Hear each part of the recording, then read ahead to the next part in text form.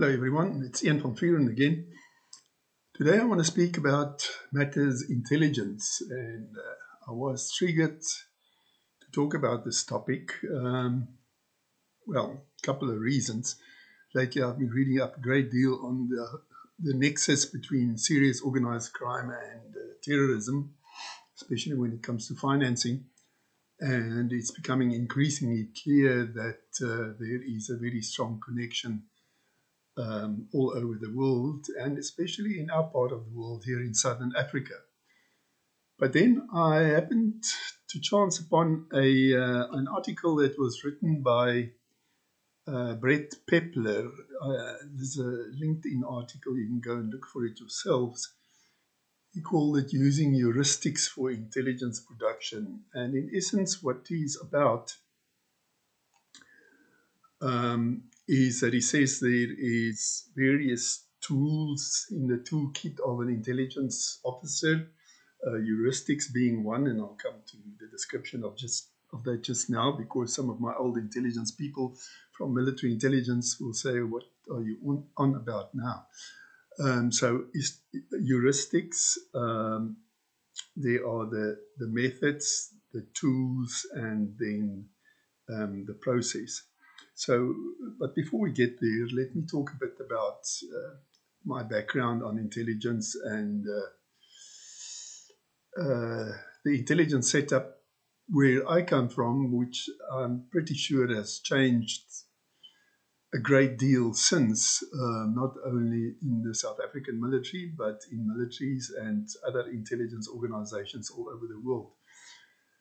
Now, in essence, and I have to say this as a background, because then when I talk about the intelligence toolkit for analysis and production, it will make more sense.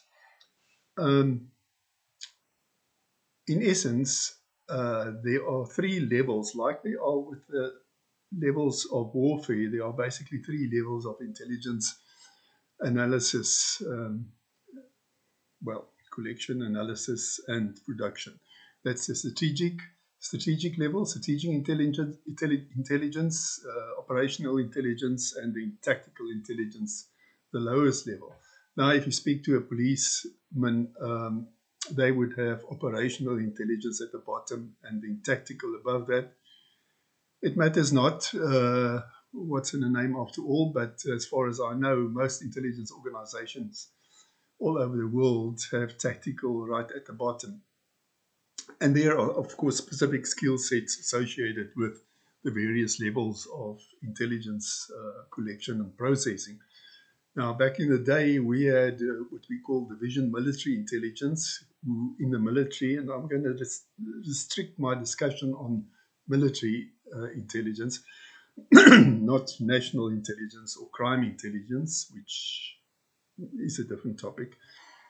But division military intelligence, as it was known, DMI, Chief of Staff Intelligence, sometimes also, although the person in charge of DMI was actually Chief of Staff Intelligence, they focused on the strategic level of intelligence production, collection and production, and then the arms of service levels, Air Force intelligence that I worked for, AS2 and GS2 in the Army, and Naval Staff 2 in the Navy, and the Medical Corps also had a small intelligence capability. They all focused on tactical intelligence, and then in between you had this gray area called operational intelligence. Now, the border line between tactical and operational strategic was almost impossible to delineate or define, with the result that in my day, anyhow, there used to be a great deal of conflict between the arms of service and DMI in terms of, the one transgressing on the other one's turf. And most of the time, DMI would call out the arms of service intelligence organizations, telling them that they were transgressing on their terrain. And I know personally, when I was director of Air Force Intelligence, I did that deliberately because I felt in some cases that they did not provide the information that we required. But that's also a discussion for another day. So there was a great deal of overlap. Now, a healthy degree of overlap is a good thing in intelligence analysis, because in the process you ensure that important information doesn't get lost or doesn't get looked at. But of course, if there's too much overlap, then you are wasting resources. So it was a fine balance to keep always, to make sure that you kept to your turf, so to speak. But yet you also were aware of the bigger picture if you were, for instance, an arm of service intelligence organization. Of course, this didn't prevent division military intelligence to be very tactically involved on the ground, for instance, during the 87-88 war. So, horses for courses, I suppose. But anyhow, so the first thing that one needs to understand that there are different levels of intelligence. Now, aligned with this, there are different types of intelligence. So you have current intelligence, which is, well, I'll come to that just now. Your current intelligence and basic intelligence. Now, basic intelligence lies more in the domain of strategic intelligence or the strategic environment. That is what is, for instance, the order of battle of a specific country. That's basic intelligence because it doesn't change all the time. In the mid-80s, in the war that we had in Angola, the Angolans' orbit, especially the Air Force and Air Defense Force, changed quite regularly because they were provided with aircraft and air defense equipment on a regular basis. Every time that we went in for a big operation that came out, then a couple of months later you could expect some ships at Luanda or Namibe harbors, Namibe as opposed to Namibia, the old Moshamedes harbors. The two main harbors where the import of weapons from Russia or the old Soviet bloc used to happen. So that's basic intelligence. The frequency of change is not often. Then you have operational intelligence, or the current intelligence, which again, the arms of service focused on this more. For instance, I was stationed in Oshikati in the mid-80s for 4 years in the northern parts of Namibia, and there we updated the current intelligence picture every day, every hour for that matter, every minute, because things were fluid and changed all the time, and we had different types of source cover, and I'll come to sources just now because that's the third element that I need to discuss before I get to heuristics and the processes. So the operational or the current intelligence picture changed rapidly and was very fluid all the time. And a sub-element of current intelligence is, of course, real-time intelligence. So as the name indicates, that is the provision of intelligence in real time as it happens. For instance, one of the main sources of real-time intelligence nowadays is from drones. We also had drones, but they were never used for intelligence collection. They were rather used for artillery spotting. For our G5 and G6 cannons, in a sense, I suppose you could say that is current or real-time intelligence. But anyhow, we had other sources for real-time intelligence. For instance, you had recce's, reconnaissance or special forces operators deployed next to roads or railway lines who would radio in when there was a convoy or something so that we could attack it from the Air Force side. Or listening in on the HF intercepts or VHF intercepts for the aircraft in terms of knowing when the aircraft are leaving for a specific place so that you could either intercept them or, as we did on a number of occasions, by air or by ground-based means, surface-to-air missile systems, etc. So that's current intelligence. Now, coming back to the sources. So remember the three things. One is the various levels of intelligence, strategic, operational, tactical. Associated with that, the intelligence types, basic, current, real-time. and then the sources. Now, the sources, the source categories and the sources in those categories have changed dramatically since my days. In my days, we had primarily four, I think, types of source categories. We had firstly human intelligence. Those were, of course, the good old-fashioned spy information we got from interrogation of captured SWAPO terrorists or FOPLA soldiers or Cuban pilots, of which I interrogated, or I believe the modern less antagonizing term is interviewed. I interviewed quite a few Cuban pilots that were captured after having been shot down by UNITA with Stinger missiles that they got from America. And local population, of course, got a lot of information from local population who happened to be in an area where we knew the enemy was deployed or the opposition were deployed. So we would, if they come from that area and we knew about it, then we would ask them, what does the lie of the land look like? Where you come from? Where is FOPLA? Where are the Cubans? It was a trick, actually. I was a qualified interrogator, and it was a trick to get the right information out of people in the sense, I mean, you couldn't show a local population member an aerial photograph or a map. It just doesn't make any sense to them. They couldn't reduce a three-dimensional world to a two-dimensional image and make sense of it. So you had to use some tricks in terms of how long it took to walk from there to there, etc., etc. Incidentally, speaking of interrogation, the Truth and Reconciliation Committee did our discipline not much favors by the bad rap that we got. Now, there are bad apples, rotten apples in any discipline or any work or any job. But as far as interrogation were concerned, we were taught 13 interrogation books, techniques rather, 13 interrogation techniques. Why I'm thinking books now.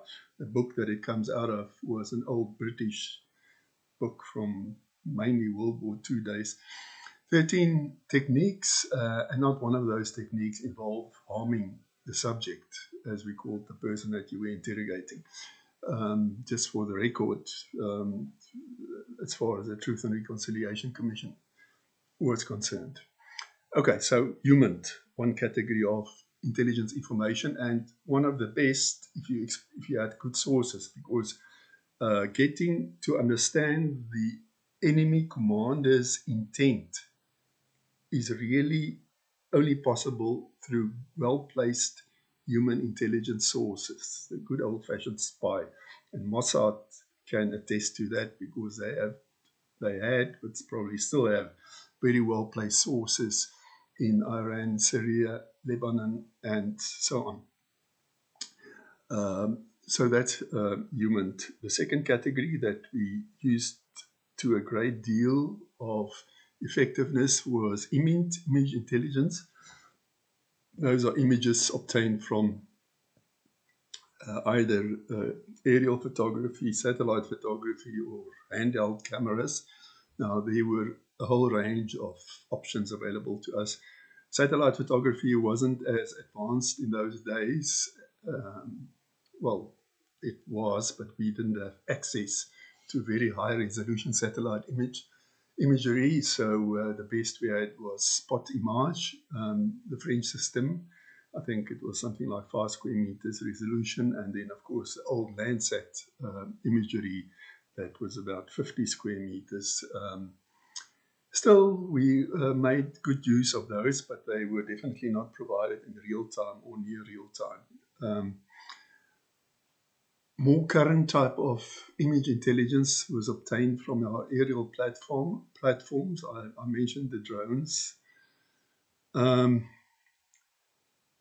Seeker RPV, or the old Gara as it was known.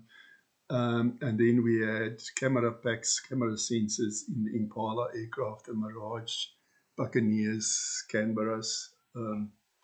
Also had mounted on the Dakota, although the Dakota DC-3 was of course not used in the external area because of the nature of the threat, but we did use Impala imagery, Mirage imagery, and Canberra imagery with great effect. Towards the end of the war, we couldn't use the Canberra anymore because its platform was not, or its profile was not survivable anymore, considering the fact that at that stage, the Angolans had the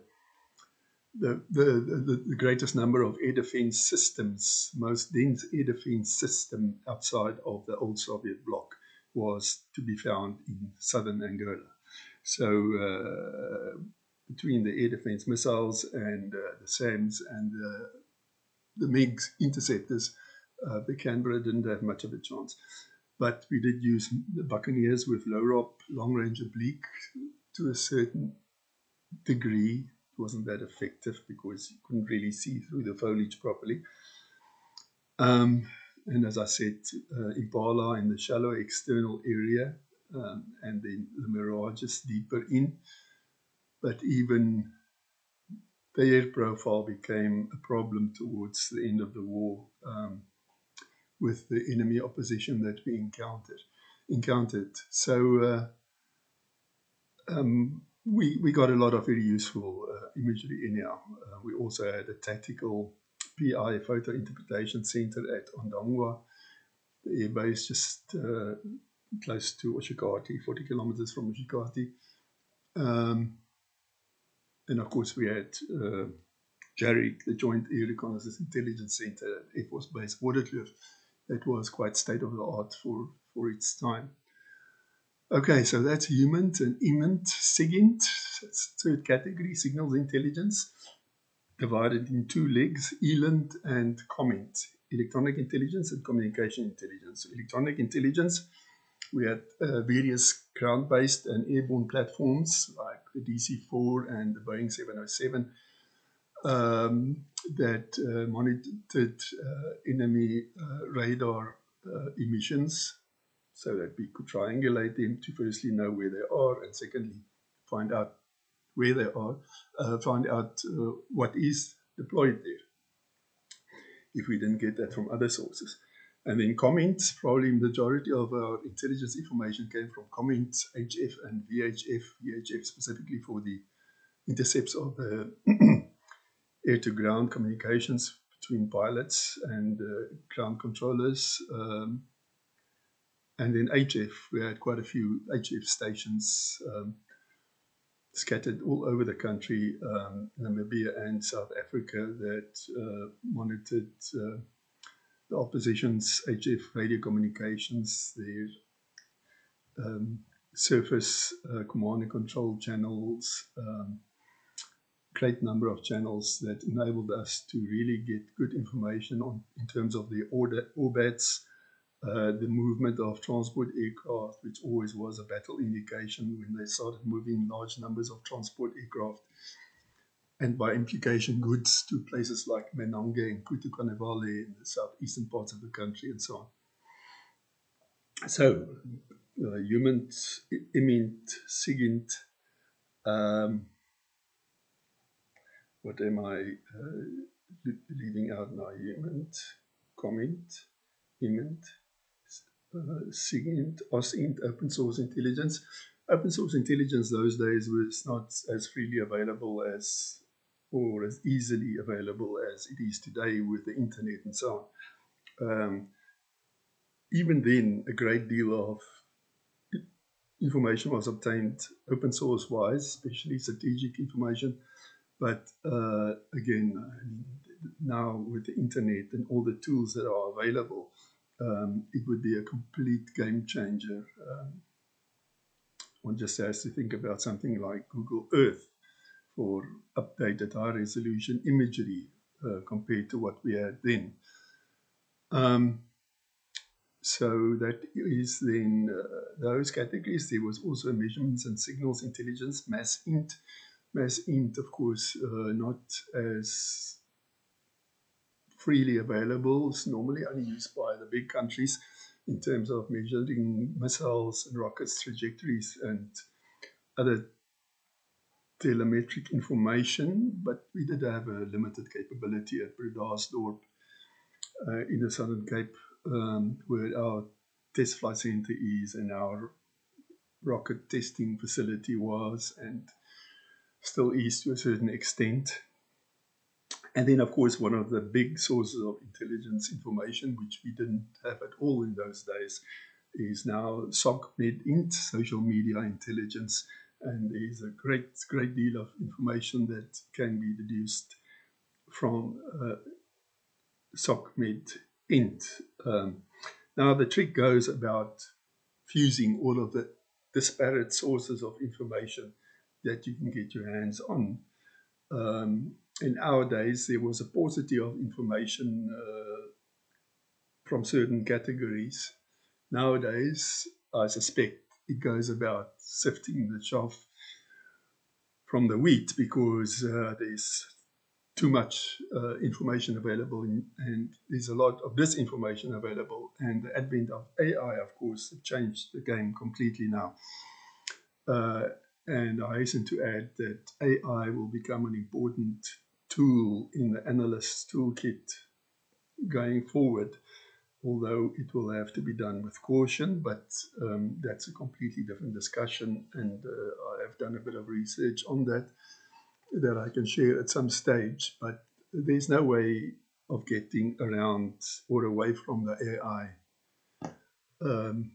development. Some would say the AI bubble because it's going to burst. Well, I don't think so. I mean, AI has already proven itself, and I'm on the record to have said that if we don't all become AI super users within the next 2 years, almost regardless of the type of job that you do, even menial labor, you're going to be left behind. I mean, if you're a plumber, you can already use AI to troubleshoot an issue if there is an issue that you have with whatever you are fixing.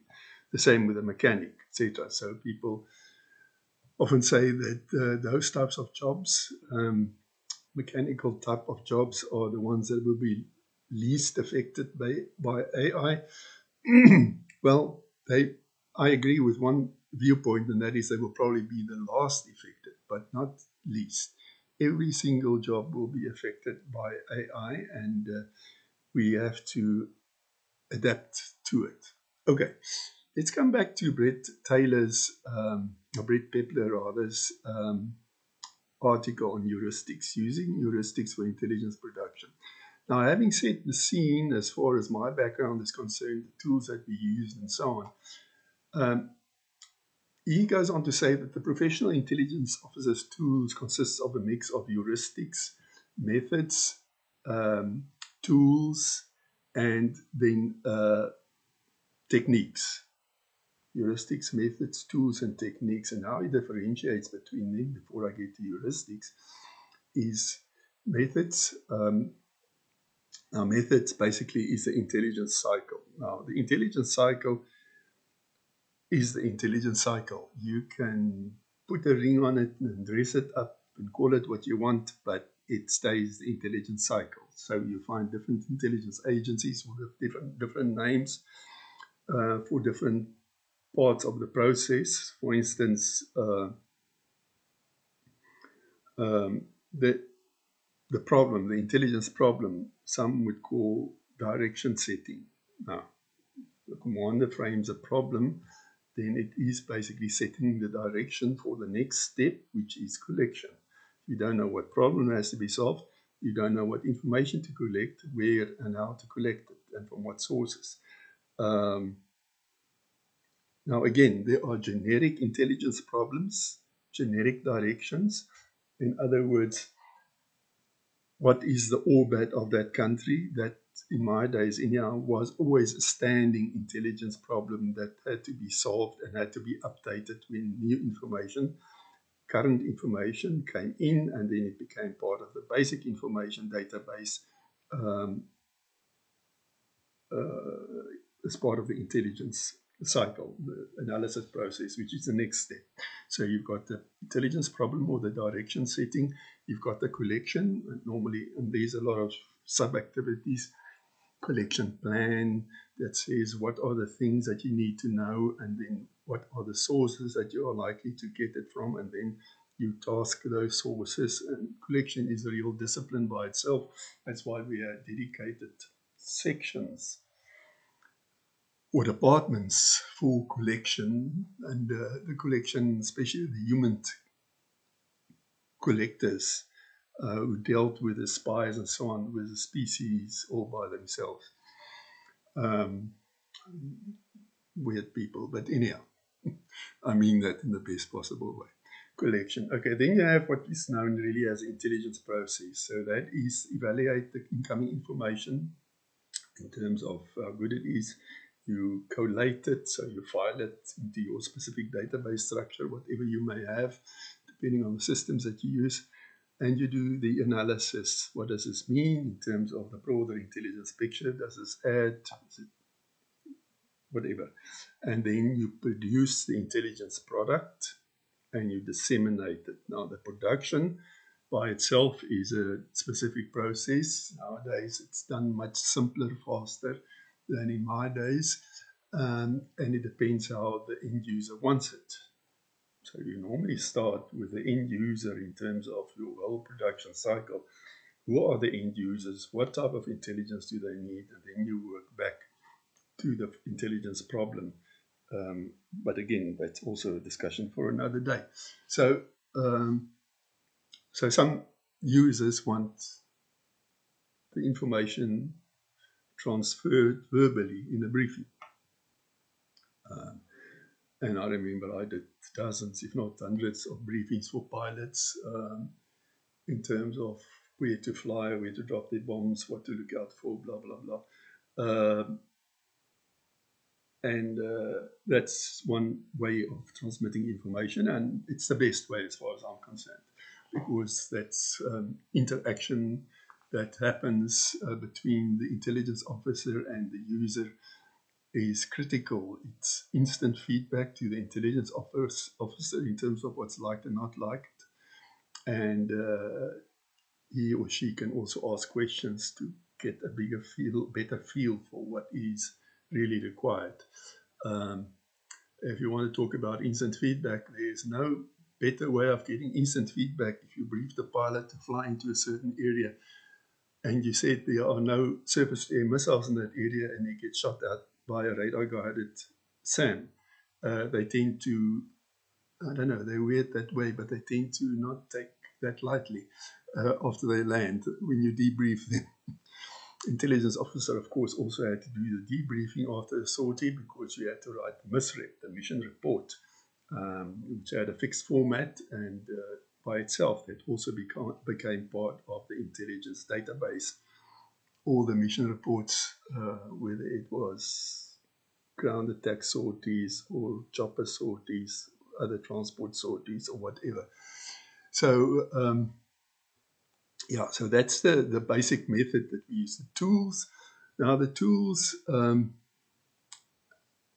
tools have changed dramatically since my day. I touched on some of the tools, but nowadays, with the advent of AI, but IT specifically, I mean, there are IT systems now available that are light years ahead of what we use. I mean, when I started in the mid-80s, my sidekick and I and Oshikati, I know for you, we each bought ourselves a computer. He bought a Commodore 64 and I bought a ZX Spectrum. We didn't know what we were going to do with them, but we just felt that there was a way in which we could simplify our jobs. And from there on, it snowballed. And then, of course, division intelligence, military intelligence, had the big cumbersome mainframe database system that was shared with the arms of service. It was a mission to get anything filed on that system. Again, a discussion for another day. Nowadays, it's very simple. So, and with AI, it's as simple as telling it what to store. And again, AI is going to change the whole nature of the game. Even if we're not going to rely on AI to do the detailed analysis, collecting and sorting and indexing information is going to be completely different within the next year or two maximum. All right, and then those were the tools, and then the techniques. Now, the techniques, I mean, it depends on what type of uh, intelligence setup you were working, if you were operational or arms of service or strategic. Your strategic intelligence, there are many books written about the whole concept of strategic intelligence, and then techniques that were taught to us. For instance, I did a course with Don McDowell, the Australian, on strategic intelligence and how you should write uh, standard operational requirements as a type of intelligence appreciation. The intelligence appreciation that we were taught is another way, another technique. And there are many of these, what they call SAT, structured analytical techniques, depending again where you are in terms of the level of intelligence that you are producing, and whether you're a crime intelligence person, the police, a military intelligence person, a national intelligence person. Now, I was in the fortunate position that after my stint in the military for almost 20 years, where I ended up as Director of Air Force Intelligence, I was part of the team that started SABRIC, the South African Banking Risk Information Center, which, and I was the person responsible for starting the Crime Intelligence Department. So SABRIC was and is responsible for centralizing, if you wish, for a lack of a better term, all the crime incidents, commercial crime, fraud, and violent crime, and cash in transit crime for that matter, in my day anyhow, and then analyzing that and coming, just like with military intelligence, up with a coherent picture as to what's going to happen, who the perpetrators are, where they are, and what is going to happen next. So we developed great tools for hotspot analyses, etc. But the fourth tool in the toolkit that Pepler speaks of is heuristics. Now, heuristics he defines as informal cognitive shortcuts or rules of thumb that analysts use to simplify complex problems and make judgments quickly. I used to call this gut feel. Now, the danger with heuristics is that it suffers potentially from cognitive bias. I mean, cognitive bias, we all the result of our upbringing, of our background, of our training, call it what you want. And despite the fact that one of the principles of intelligence is objectiveness or objectivity, I don't think any person can be 100% objective as a result of our cognition, cognitive bias that slants how we look at problems, how we see things, which incidentally brings me to the point that we were also taught in the military that your problem formulation, your problem definition is absolutely crucial for most disciplines, but especially in intelligence. If you formulate a problem incorrectly, everything downstream goes for a ball of whatever, because you then task the wrong sources, collect the wrong information, do the wrong analysis, and everything. So it doesn't matter that the process may work very well. The end result is not what it should be. So gut feel. So I said gut feel is an important tool, but I had a caveat there, and I said for the experienced intelligence officer.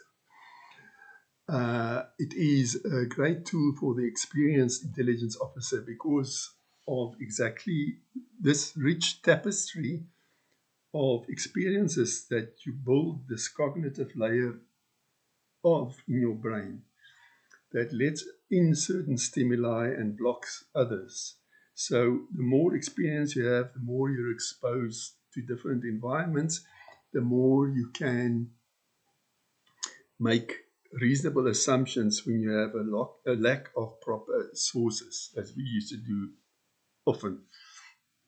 Our source cover in certain cases was extremely limited, and we had to rely a lot on heuristics. So the experienced intelligence officer. An inexperienced intelligence officer cannot rely on heuristics because that's just pure guesswork.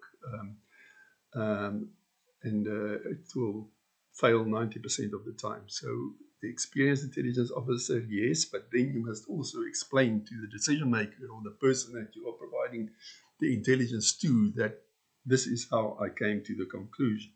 I did not have any other tools at my disposal, no source cover, no nothing. I know this is what you want to know.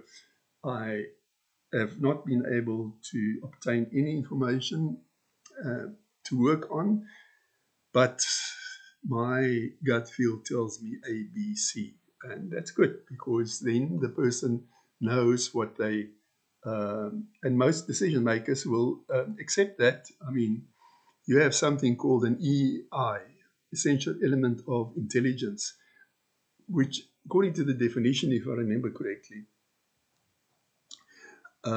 before an operation, the commander will now have listened to the intelligence presentation, he will have listened to the operations presentation and so on. But then you will say, okay, as an example only, for me to make a go or no-go decision, or to make a go decision, I need to know A and B without any doubt. You, Mr. Intelligence or Miss Intelligence, can you provide this intelligence to me? Simple example is there a minefield in front of that brigade's deployment or is there not? It's a crucial bit of information because it will determine the type of equipment that you're going to use in your assault, the casualties that you may expect. There's a lot of potential implications. And that's only one example. So if you then do the presentation, you say, okay, and this I often had to do is because we knew that the Angolans and the Cubans relied almost exclusively on Soviet doctrine and tactics, but Soviet doctrine for the deployment of the forces, the composition of the brigades, etc. So then I would say, if you ask me, are there SAMs with that brigade or so, then I say, well, I don't know, but this is a brigade that is mobile. Now, according to Soviet doctrine, from the few open sources that we did have access to, a typical brigade structure will have, for instance, a battery of SAM-6s, a battery of SAM-9s or 13s, and then a whole gaggle of SAM-7s, 14s, 16s. Plus all the ACAC associated with that. So we have to accept, this is my recommendation, we have to accept that those systems will be present there. Then the commander will look at his ops planner and say, okay, now you know what we're up against. I'm going to accept this as a given. Can we still do this mission? And then the work starts from there. Yes, we can, but with certain caveats, or no, we cannot, blah, blah, blah. There's a whole thing about it. Now, as I said right in the beginning, I started this out because other techniques here that he mentions is, of course, the Admiralty scale developed during World War II that we also used to a great extent in my time, and probably they still do, was to standardize the way to judge the reliability of sources from an A to F rating, and then the credibility of the information 1 to 6. So a good source, good information, good gen, as we used to call it, was a B2. So the source was generally reliable, B, I think that's what it meant, and 2, the information is probably credible, probably correct. B2. F6 was the information that the reliability of source cannot be judged, maybe a brand new source, and 6 is the credibility of the information can also not be assessed. So that really actually means nothing. So it's something that you just tie to your ear, and then you look for corroborating evidence or information to come in that support this. Now, in the age that we find ourselves in with terrorism and serious organized crime, it places a whole different spiel on this whole thing of intelligence sources and analytical capabilities. And without going into too much detail, this framework of peplers in terms of the toolkit, speaking of heuristics, is as important as ever. But now, because a terrorist movement, let's talk Al Qaeda or ISIS, is mobile by its very definition, difficult to pinpoint, difficult to target. So one has to do a lot of research and extrapolation in terms of how did these people typically act in the past. And if you don't know, then you have to go back to the old books, which often is a saving grace, like Robert Tauber's War of the Flea, to see what Mao said and Bo Nguyen Giap said about how insurgency organizations operate. But then you have to also know that, okay, these are fundamentalist jihadist, Salafi jihadist organizations like ISIS. So to a certain extent, or to a large extent, what goes in terms of Mao's preachings is not applicable to them. So heuristics becomes a much bigger tool, but it means that the intelligence officer, the modern intelligence officer, has to be very well read. The methods stay the same in terms of the intelligence cycle. It doesn't change. The tools and techniques change. Yes, of course, there are many more tools available now to the intelligence officer. The techniques also, to a certain extent, change because they are influenced by the tools that become available. Like I said, AI. And at some stage, I'll write a piece on exactly how I see this new threat, the terrorism, serious organized crime, and I want to add part of serious organized crime, but it's so important that one can add it as a standalone activity or discipline.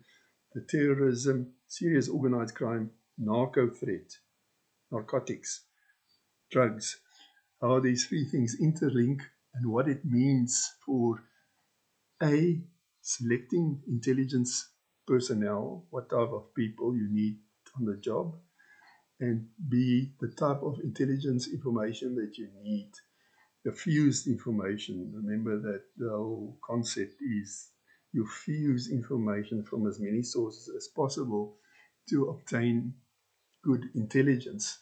And one can talk about that again for a long period of time. But anyhow, not to bore you for too long, so let's stop at that, and then till next time I'll go into a bit more detail into how I see the intelligence officers' requirements, capabilities, and methodologies for doing specifically what I said now, analyzing and forecasting what terrorists and serious organized criminals do and will do in future. Thank you.